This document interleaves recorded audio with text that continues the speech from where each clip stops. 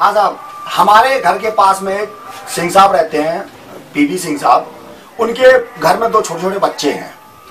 तो हम लोग एक दिन शाम को ऐसे बैठ के बस बातचीत कर रहे थे कि उनका एक बड़ा वाला बच्चा आया और बोला पापा पापा मुझे राजनीति सीखना है। राजनीति सिखा ना।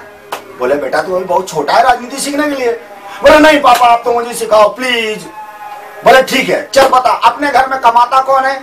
बोले जी पापा आप कमाते हो। बोले तो समझ ले मैं अर्थव्यवस्था हूँ।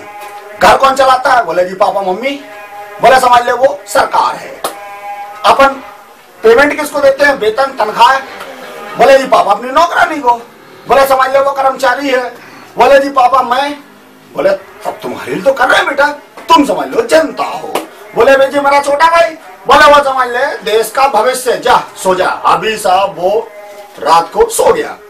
आधी रात में साहब उसने डरावना सपना देखा और जो सपना देख के वो उठा तो पापा के कमरे में गया तो पापा वहां था ही नहीं। फिर मम्मी के कमरे में गया तो देखा मम्मी सोई पड़ी थी। फिर साहब जब वो वापस अपने कमरे में आ रहा था तो नौकरानी के कमरे से खुसर पुसर की आवाजें आ रही थी। साहब वो थोड़ी देर खड़े खड़े देखता रहा। उसके बाद वो आया, उसने देखा उसका भाई अंधेरे में पड़ा है और वो भी आके सो गया। अभी सुबह हम लोग बैठ के आपस में ऐसे चाय नाश्ता सब चल रहा था। वो आया बोला पापा पापा मैं तो राजनीति सीख गया। और मैं बोला बड़ी जल्दी सीख गया यार, चल बता क्या सीखा। बोला जी पापा अर्थव्यवस्था कर्मचारी का शोषण कर रही थी, सरकार सोई पड़ी थी, देश का भविष्य अंधेरे में था और जनता खड़ी खड़ी देख रही थी। मैं बोला यार सिंह साहब आपके बच्चे तो बहुत होशियार हैं, इनको आप नेता क्यों नहीं बनाते।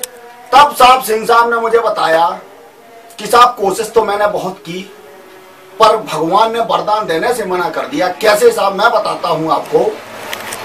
सिंह साहब बोले कि 7 साल शंकर की सेवा, सच्चे मन की स्वच्छ भावना, मन को मान मुनीश्वर मंदिर, करता रहता कठिन साधना, भोले बाबा प्रकट हो गए।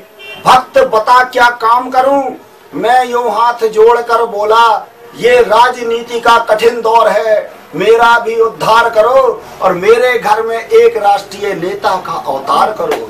शंकर बोले चाहे जितनी धन दौलत व्यापार मांग ले, ये उल्टी सीधी चीज मांगकर इष्ट देव को सता नहीं। मेरे भोले भक्त पुजारी शायद तुझको पता नहीं कि गुंडे 60 शराबी 64 तन के हट्टे कट्टे हों, 51 गद्दार 72 सातिर चोर इकट्ठे हों, 100 झूठा लवार 84 संग माफिया 30 मिले, कुछ कहकर कुछ करने वाले 8420 मिले, एक साथ सब मरे इकट्ठे नरक लोक के बंदी हों।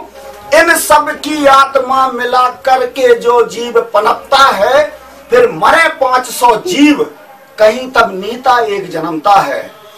तो भाई करने से ये होता है, होता कोई संयोग नहीं और कोई नेता पैदा करना मेरे बस का